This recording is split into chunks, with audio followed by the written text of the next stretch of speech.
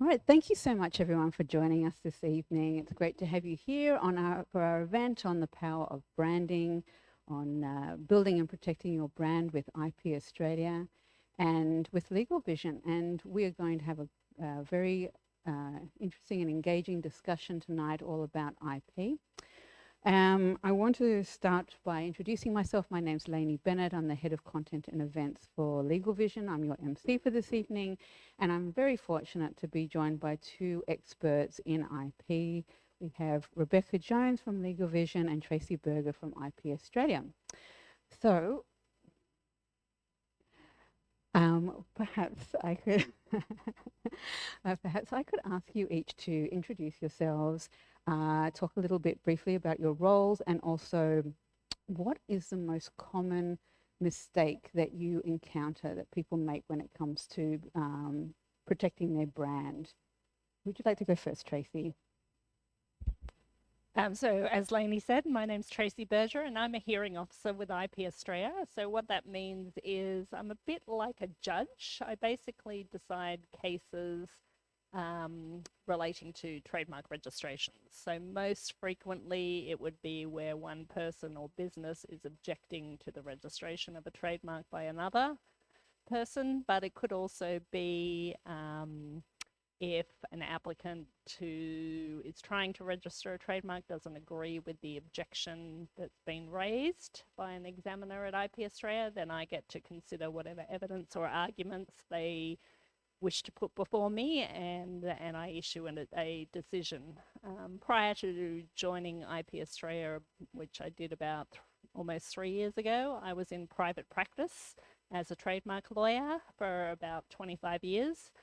With a leading intellectual property firm that had offices throughout Asia Pacific, and I was representing both local and international clients.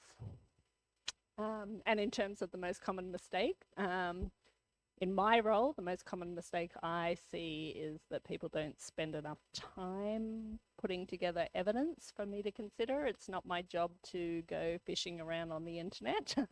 I can only decide the case based on the law and what I have in front of me.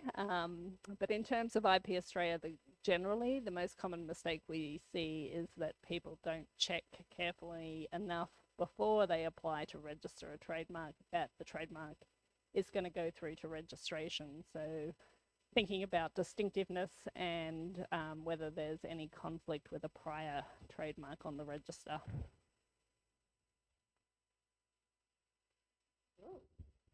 Thank you very much. Over to you, Beck. Thank you. And my name is Rebecca Jones. I'm the Trademarks Practice Group Leader here at LegalVision.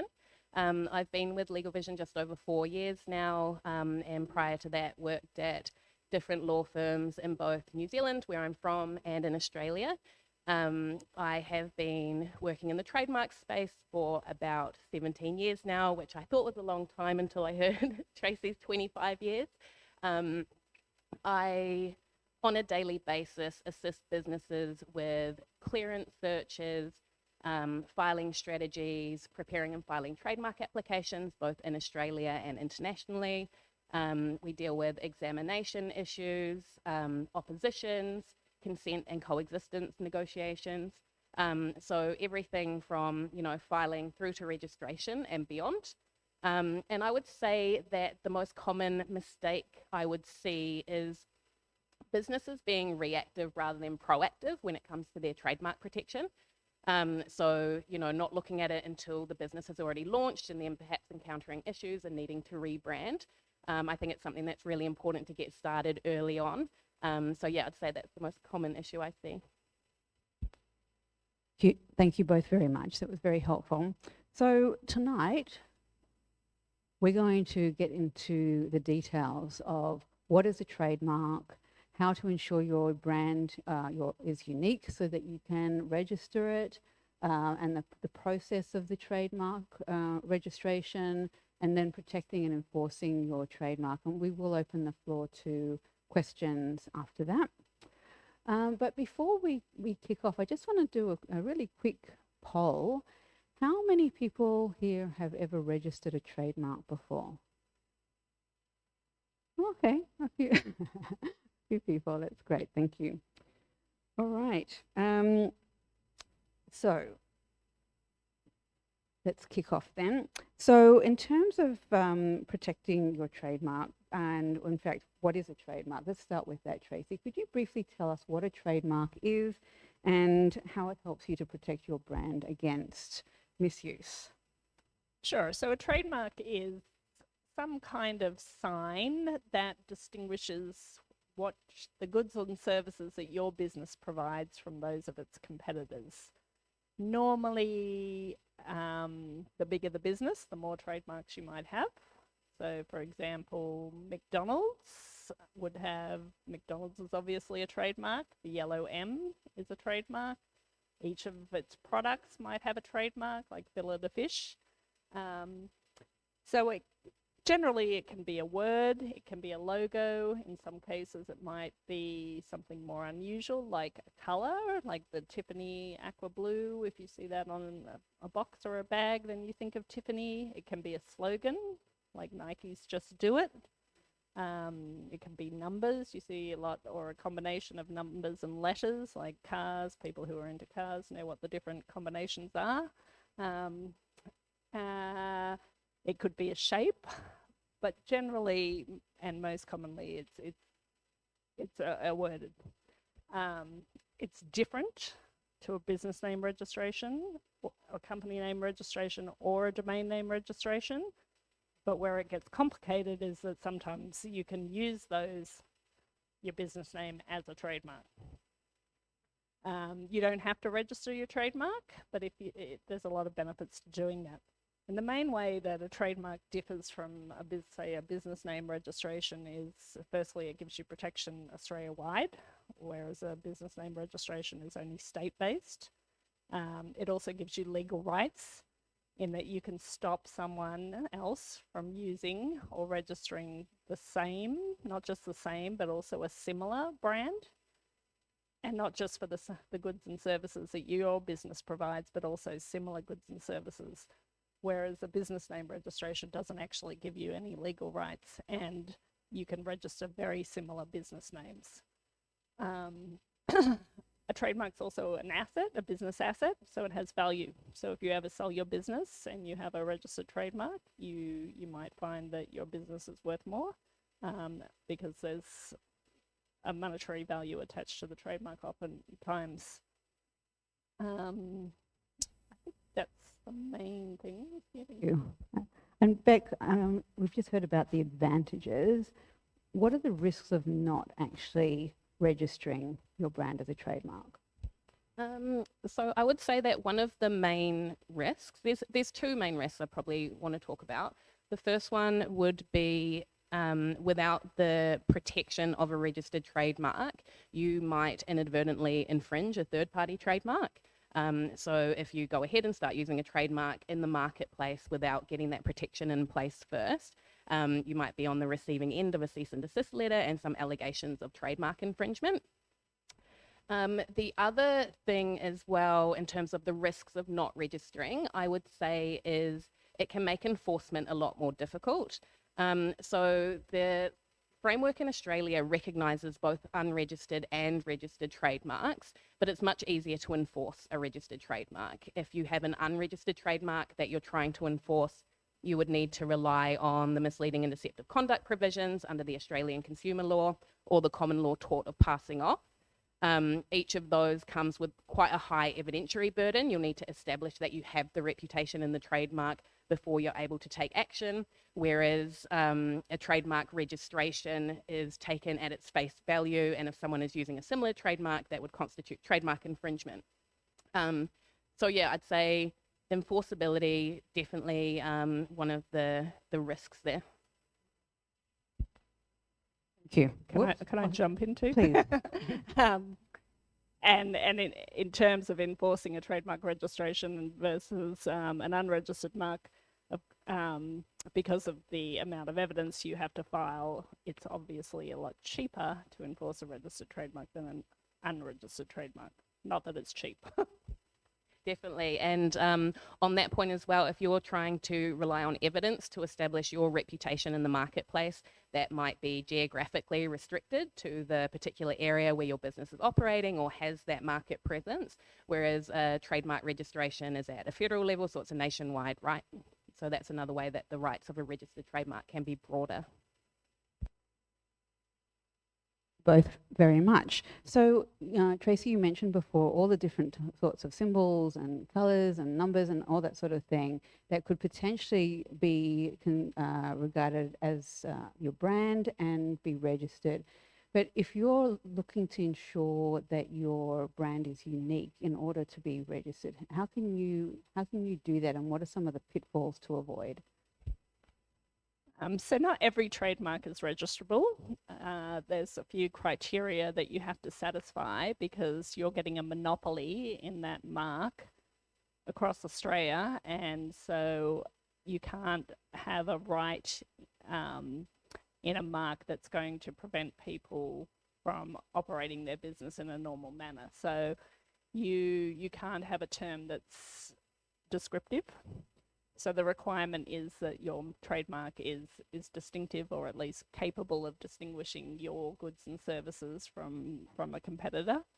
And also it cannot be too similar to another person's prior registered or earlier applied for mark. So that not just in terms of the similarity of the trademarks themselves, but also the goods and services are considered. So you could have, and we do have, possibly here, definitely in the US, like we have Dove chocolate and also Dove personal care products. So there's two things to think about, but not just, you can't just check that it's not exactly the same goods or services. You have to also think about, are they similar? And that involves a legal test, which is where Rebecca would be required. But think about your own industry and what sorts of goods and services. You might start off small and you're only going to provide a limited number of products, but what do people in that industry normally offer? Yeah, on that point, I'd also add, so you mentioned, Lainey, one of the pitfalls or some of the pitfalls that should be avoided, and Tracey just touched on this. I think definitely future-proofing yourself in terms of thinking about anything that you're intending to do over the next few years. So when you file a trademark application, there needs to be an intention to use that trademark, but it doesn't actually become subject to that use requirement until 3 years have passed since the registration date. So you've got that time to kind of get things sorted, prepare to, launch your additional product ranges or expand into other areas. So I think one of the pitfalls that's really important to avoid is making sure at the outset you're thinking ahead and you're getting that protection in place. It is very disappointing if you register your trademark, say, in one class, which is your core class, and then say in a year or two you think, okay, I'm ready to start offering this extra product range under my brand, and you find out that you can't expand into that class. So yeah. Excellent, thank you. So the next step obviously is to check if your trademark is available. So Beck, would you like to start us through the process of how do you actually check, and are there any tools available to assist with that process? Yeah, absolutely. So like Tracey touched on earlier, there's 2 tests to make sure that your trademark will be available for registration. The first one is checking that it's not too similar to an existing registered trademark or a pending trademark with an earlier priority date. One important thing to remember there is that trademarks can coexist. You can have identical trademarks operating in entirely different industries. So it can be a bit of a grey area. You're really assessing, like Tracey touched on earlier, are consumers likely to think that a single trader would be providing both of these ranges? Would a consumer be confused if the trademarks were to coexist in the marketplace? So I'd say the first thing you should do is check IP Australia's trademarks database. to see whether there are any similar marks, but then you'll also want to search the marketplace as well. So I mentioned before that unregistered trademark rights can be recognised in Australia. So you'll want to check to make sure that there aren't, other traders in your industry already operating under the same or a similar brand that could still cause you issues down the track. The other thing that Tracey mentioned earlier that's a requirement is a distinctiveness. So your trademark can't be a generic term or a descriptive term or something that, other traders will need to use in the marketplace. Yeah, for example, if you were running a mechanic service in Sydney and you wanted to register the trademark Sydney Mechanics, that's the type of thing that IP Australia would say, absolutely not. Other traders are going to need to use that term to describe their similar services. It would be an unfair monopoly to grant those rights to one single trader. But often there are some trademarks that kind of fall into a grey area where the trademark is, to some extent distinctive, but maybe not sufficiently. And in those cases, if you've already been using the trademark for a number of years, by the time you register, for example, you might be able to put on evidence of acquired distinctiveness to show that it has come to be associated with your business in the marketplace. So it is quite a grey area, quite a few things to consider there. The other thing that, actually, do you, Tracey, want to talk about the IP Australia tools for checking the registrability? So there's a lot of information on IP Australia's website.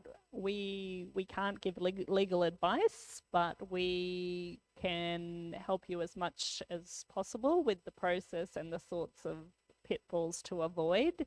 So IP Australia has a relatively new tool called TM Checker, and you can put your proposed trademark into TM Checker and it will give you an indication of whether you're likely to encounter an objection about the distinctiveness of the trademark or if there are any prior similar marks. So it's works with AI and it will look at what is already on the register and for the same or similar goods and services. So it applies the test that the same as the examiner will use, and it will give you a good indication of what the situation is. So that's a perfect segue into actually discussing the trademark registration process. Would you like to step us through that process? Once you've chosen your trademark, the next thing to do is, and you're satisfied yourself by checking the Trademark Office database, maybe using TM Checker, conducting Google searches to make sure there's nobody else out there, because now with the internet it's not just your local competitors you have to think about. You have to, particularly with if you're selling goods as opposed to providing services, you have to think about, is there some international business that has a website that Australian customers are buying products from? So the next step, once you're reasonably happy that your mark is available for use and registration here, is to file a trademark application, and you can either do that yourself directly through IP Australia's website, or you can use the services of someone like Rebecca. We have a process called TM Head Start, which also helps you determine whether you're likely to encounter any objections. So with the TM Head Start application, it's a preliminary application, and within 5 business days, an examiner will look at that application and will give you a report on whether IP Australia will raise any objections to your application. You pay about 2/3 of the application fee up front with the preliminary assessment, and once you have your report, you have a further 5 days to decide whether you're going to proceed with the application. You might decide to make some changes to the trademark, but if there's no serious objections likely to be raised, you then pay the second part fee. And at that point, you are given a filing date and it converts into a proper application. If you don't pay the second part fee and proceed with the application, there's no record that you ever filed it. Otherwise, you can just file a normal, what we call a standard trademark application, which is marginally less expensive than the TM Head Start, but you don't get that assessment straight away. So the most important thing about seeking trademark registration is that you cannot get a registration in less than 7 months, and that's because of an international agreement that Australia has with other countries. So you file your trademark application, and it will be examined, and you will be told whether any objections are likely to be raised within a few months or within 5 days if you're on the Head Start. You then have 15 months to address any objections. So, and that can be done in a number of ways. As Rebecca mentioned earlier, it might be that you file evidence you've been using the trademark. You might just file arguments or use a trademark attorney to file some legal arguments on your behalf. Assuming you overcome all the objections, then your application is accepted for registration, and it's published in the official Journal of Trademarks, which for another week will be a paper a paper journal, but after next week it's going to be online only. And third parties have 2 months from the date of that publication to object to your registration. So if they think IP Australia made a mistake and they have a prior similar mark either in use or on the register, they can file an objection, and then you're in the opposition phase. If there's no opposition, your mark is registered and you're given a certificate of registration, and your registration is valid for 10 years, and you can renew it every 10 years for as long as you like. Wow, there's lots to know. You can see why it's good to have people who know what they're talking about. Beck, is there anything you want to add about the opposition process and steps that people can take? So maybe I'll start out with some things that can come up during the examination process. So that's when your application is before a trademarks examiner and they're looking at whether it meets the requirements for registration. So like Tracey mentioned, if an adverse report is issued and there's any obstacles to the acceptance of your application, you'll be given 15 months to try and overcome those and secure acceptance of the application. There's a few different avenues you can take depending on the nature of the objection. So like we've already mentioned, if it's a descriptiveness objection that your trademark is not distinctive enough, one option is filing evidence of your use of the trademark if you've been using it for a substantial period of time. If you encounter objections on the basis of earlier registered trademarks, there are a few options there as well. Again, you can file evidence of either your prior continuous use. So if you adopted the trademark before the cited mark and you just hadn't got around to registering it yet, you could put on evidence of that to try and overcome the objection. You can also, reach out to the owner of a cited mark to try and seek their consent to the use and registration of your trademark. Obviously that comes with some risks that may prompt them to object to your use and registration, but if in the marketplace, there's not really a commercial conflict and the parties are capable of coexisting without causing confusion and without issue, then it's quite a common scenario. Sometimes as part of that, you'll negotiate, more detailed coexistence terms, which might include reciprocal terms about each party providing consent to the other if required. Another thing you can look at if you have a cited mark is whether it's vulnerable to removal for non-use. So generally after that 3-year period or 5 years for some older trademarks, if the trademark hasn't been used in the marketplace by the registered owner in Australia, then you could apply to remove it from the register for non-use, which is another way to kind of remove that obstacle. The other thing, so in terms of opposition, so like Tracey mentioned, once you secure acceptance of your application, it goes through to that opposition period.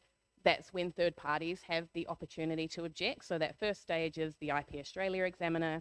Then in the opposition stage, an owner of another similar trademark, whether registered or unregistered, could file an opposition against your application. The general process for that is that they would need to file a notice of intention to oppose during the 2-month window following publication. They then need to follow that up within 1 month with the statement of grounds and particulars, which really sets out the grounds upon which they're planning to oppose your trademark. That might be their prior registered mark, their reputation in the marketplace. They might argue that your trademark is misleading or deceptive, or that it's contrary to law. The onus then goes back to the trademark applicant to file a notice of intention to defend, and the proceedings then move into the evidence stages.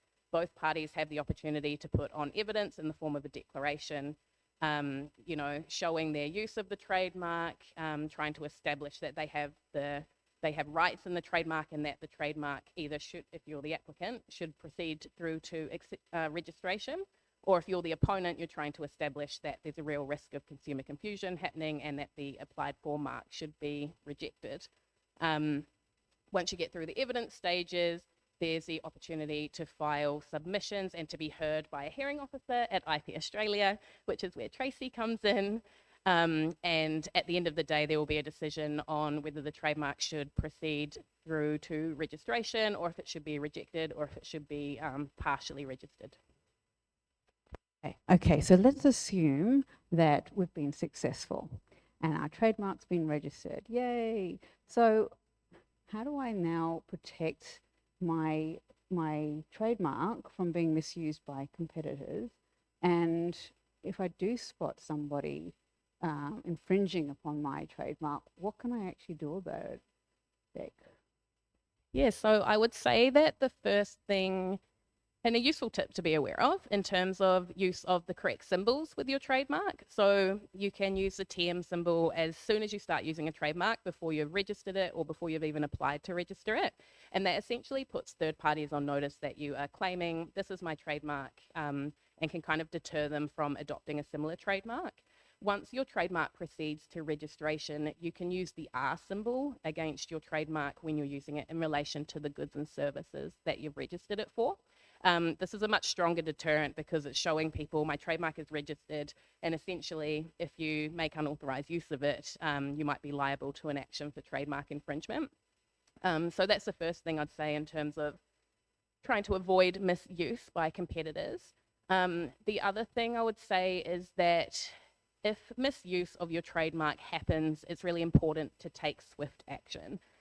So first of all, you want to be aware of the action that constitutes infringement of your registered trademark. So you would want to keep an eye on the relevant industry. A good tip is to set up Google alerts for your trademark. And so if someone uses your trademark without your authorization, it will very handily come up with a notification in your inbox.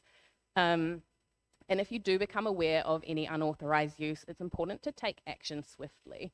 If you don't take quick action to cease that use, and you allow it to go unchallenged, then that third party can start accruing their own rights in the trademark, and it can be difficult to try and enforce that later. If you do become aware of any infringement of your trademark, you'd usually start out with a cease and desist letter. So you're essentially writing to the infringer, putting them on notice of your rights in the trademark, and setting a deadline for them to comply with certain demands, which would include ceasing use of the trademark. That might be in social media handles, marketing materials, business names, all that type of thing. And then also providing certain undertakings not to engage in similar conduct in the future.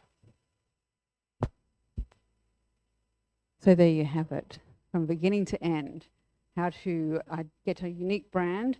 In fact, why don't we go to the key takeaways? That registering your trademark will protect your business from competitors and misuse. That trademark registration is not the same as business registration or domain name registration. It serves a different purpose. There are fabulous tools on the IP Australia website, such as the trademark checker tool, to help you to assess your distinctiveness of your brand before you apply. You may well get objections, and you'll need to know how to handle those. And when you do finally register your trademark, you want to protect it. So just before we head on to questions, I just want to let you know that we have another event coming up in November, Startup Finance and Accounting Tips for Founders. That'll be on Wednesday, the 13th of November, and you can register at the link, or you'll receive an email from us later on. And IP Australia has loads of resources that you can draw on. And we're going to be sending a recording from today and the slides, so you will be able to access these later on as well, or you can take a photo, as some of you are doing now. But yeah, there's those QR codes that will give you access to those pieces of information and resources. And I also just want to take a moment to briefly tell you a little bit about LegalVision and our membership. LegalVision is a full-service commercial law firm. We're actually now in Australia, New Zealand, and the United Kingdom. And one of the things, apart from the fact that we hold very nice events here, is that we have a unique membership model. And what is very helpful for businesses is that you never really have to worry about the cost of your legal services, because it's not quite all inclusive, but it's pretty inclusive. So for example, all your consults with the lawyers are included. You can go online and book as many consults as you require, and not just with our fabulous IP team, with the likes of Beck, but also with other teams. So if you need employment contracts or commercial needs or leasing, property, disputes, whatever, you can speak to the relevant lawyer in the team. It's a bit like having your own in-house team, really, extension. It also includes unlimited document drafting and review. So all your contracts, whether you're creating a contract for working with third parties or terms and conditions for your websites, or you're receiving contracts from other parties that you need reviewed, or new ones drafted, we can review that, and that's all part of the membership. And very relevant to this evening is that you get unlimited domestic trademark registrations included as well.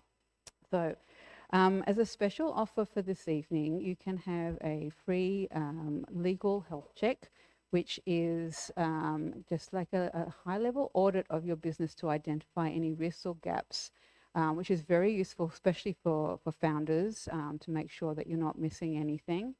And in order to claim that, you can use this QR code to book yourself a free consult with the team. They can talk about how we can help you, and also they'll run that free legal health check for you. All right, so we're going to take questions now. I'm going to send my microphone around the floor. I just ask you to please wait till you have the microphone before you ask your question.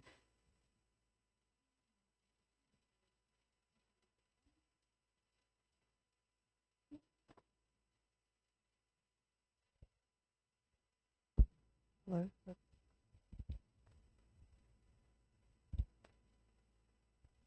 Hi, my name's Esmarie. I run a creative marketing agency, legally trained, but not in trademarks. So I guess my question is really around trademarks that are registered internationally, overseas, but they haven't taken the time to register local trademarks.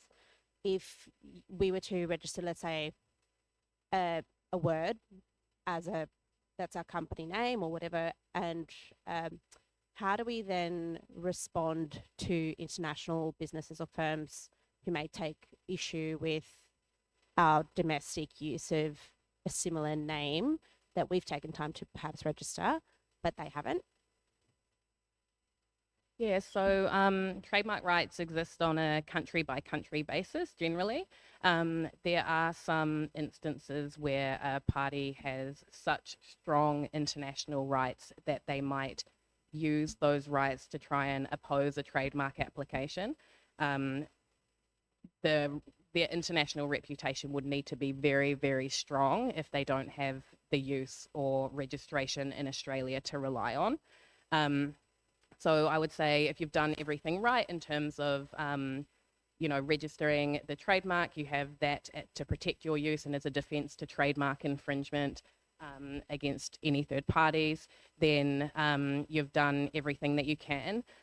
One thing I would say is that it is very much, there are a lot of kind of grey areas with this type of thing where, especially when you get into the international market, where different parties have different rights in different countries. You might predate them in one country, they predate you in another. So there's a lot of different kind of elements at play there, and I think worth seeking advice on your particular situation. If you receive, a cease and desist letter from an international party, getting advice about the strength of your position and where you stand in response to that. And is that then the unregistered rights that you were talking about before, that it really comes down to that? Because at that point, like, they've kind of gone beyond the registration with IP Australia. We're not speaking that in that world. They've perhaps threatened proceedings or filed proceedings. So is that really what it kind of comes down to then? Yeah, so the owner of a trademark in Australia is the first person to use it in Australia for the relevant goods or services, or to file an application, whichever's the earliest. So if the international company has never used the trademark here, and that doesn't have a reputation or a registration here, then really they're trying to scare you off, probably. Does IP Australia take into consideration international reputation when, like, if you were to receive an application for a name or a word, would you take into consideration international aspects? No. So it doesn't matter how famous it is. We actually wouldn't raise it as an objection. It has to be either a distinctiveness, because we can only enforce the Trademarks Act, and the criteria is distinctiveness and prior application or registration. So it would only be if you get an opposition that we would then take into consideration any reputation that they establish through evidence. My name is James. We are planning to launch a new website with the new brand, probably around end of November. The question is, let's say, thinking about the timeline of launching the website before we have the brand registration successfully. How can we minimize the risk of, let's say, when we run the website, operate the business for some time, and then at the end that if potentially you have the failure of registering the brand. So is there some way that we can minimize the risk? That's the first question. Second question is, let's say, potentially in the future when we try to expand the business internationally, how can we think ahead when thinking about choosing the brand and look around what's in the international market? How to also minimize the risk. Let's say maybe we could successfully register the brand here, but globally maybe we couldn't do it. So just two questions. Yeah, both really good questions. So in terms of the timing and launching your brand in Australia, best case scenario is that you have your trademark registered before you use the trademark. Obviously, the process takes 7 to 8 months, so that's not always viable. I would say as a minimum, you would want to get your trademark application filed so that you've secured your priority date. That means that if, you launch and then someone else sees what you're doing and thinks, oh, that's a good idea, I might register that brand, you've already got your place in the queue and secured that priority date. If you do end up launching before securing your priority date, I would say at the very least, to mitigate that risk, I would carry out some clearance searches to make sure that you won't be inadvertently infringing on any third-party trademark, and you can use the TM Checker tool for that and search the marketplace as well. In terms of the international protection, it can be really difficult when you're planning on in the future to expand into multiple countries to try and find a brand that is available for you in all of your key markets without any kind of potential obstacles. So if it is, if international expansion is really forefront of your priorities and you really need to make sure that you've got that brand cohesion internationally, you don't want to end up using a different brand in different markets because of some prior rights that might exist, in the US but not in Australia. then carrying out searches of overseas databases as well, at least in your key markets, to see whether that trademark is available for you, would be a good place to start. In terms of the international protection, once you file your application in Australia, you actually have a 6-month period where you can file internationally and essentially backdate your application to your international application back to your Australian filing date. So that can be a really good way of, you secure your priority date in Australia, you get up and running, and then within that 6-month period, decide which markets you're going to expand into, and you don't run the risk of someone having, filed during that 6-month period that would then block you, because you can essentially backdate your protection.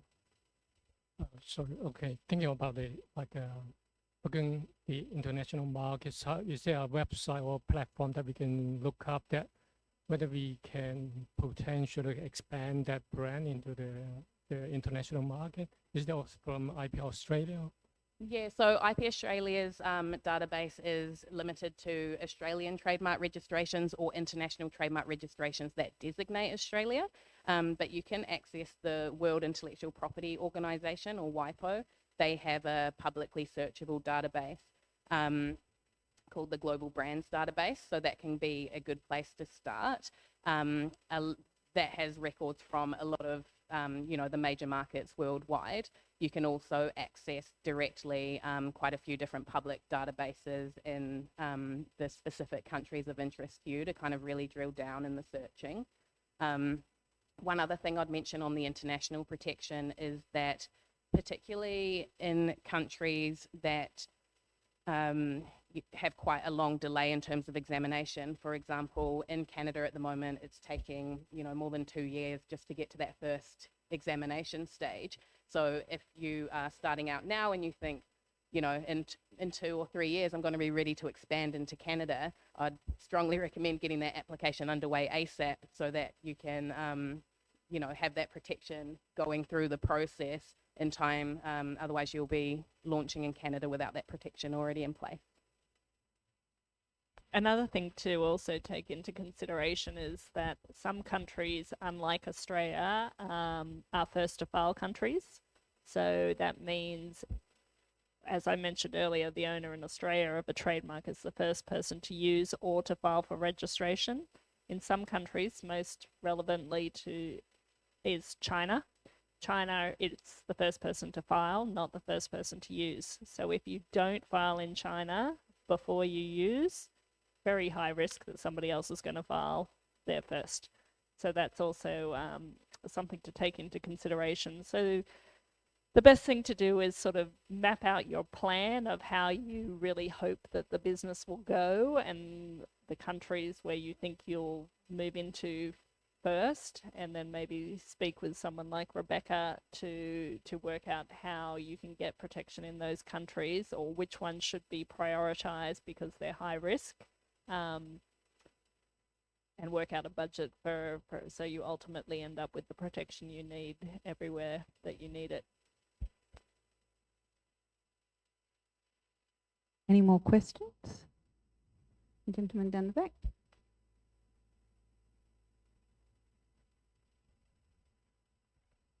Is there a opportunity to become a very successful trademark troll?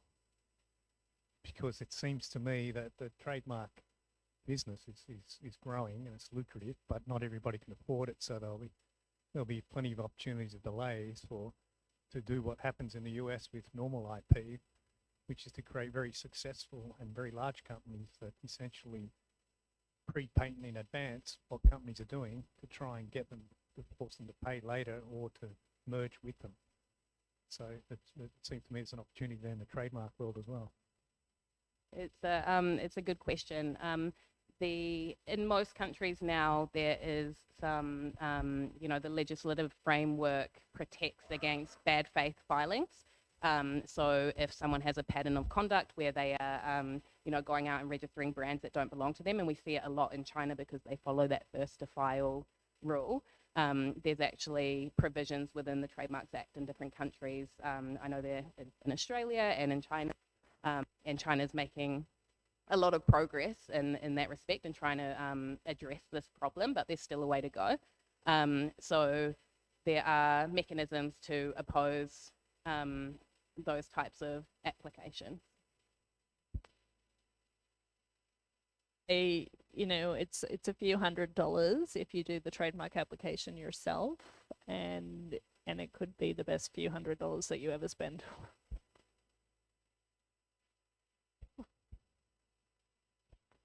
I think we'll have one more question, and then we'll wrap up for this evening, but we will be all here hanging around afterwards, so if you've got more questions, by all means come and have a chat with our hosts. Twofold question. First is really quickly, does the TM checker also check for images? Yes? The answer is yes. Oh, okay, so it does an AI component that searches, okay. And then the second question is really whether, could you provide a bit more insight into what your test is as to whether a mark is distinctive? So if you go onto the IP Australia website, there are there's a lot of information about it. In general, there's different categories. So geographical names are not considered distinctive unless it's very obscure. So if it's a place name where the goods or services could come from, then that would be considered not registrable. So we had a case maybe last year or early this year. Zara, the clothing retailer, had applied for registration of Zara for cafe services and accommodation type services, which probably they're not so interested in the accommodation, but they're providing food and drink.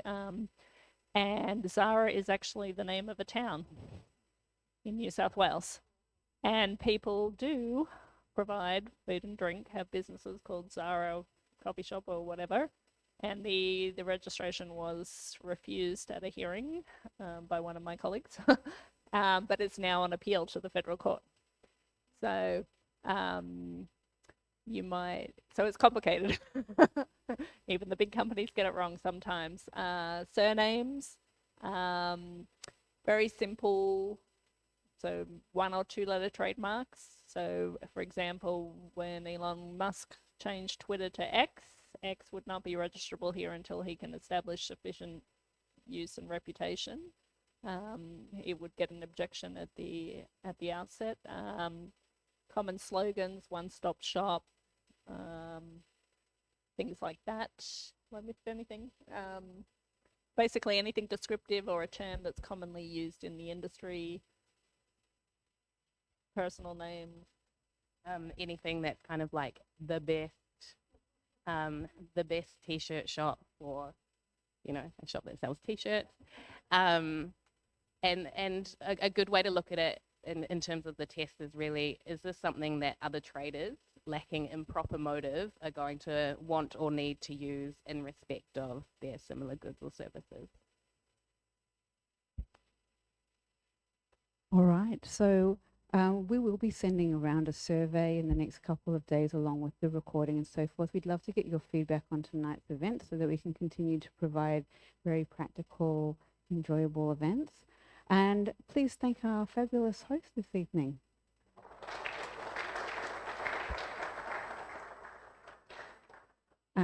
Stick around for food, drink and networking. Have a good evening.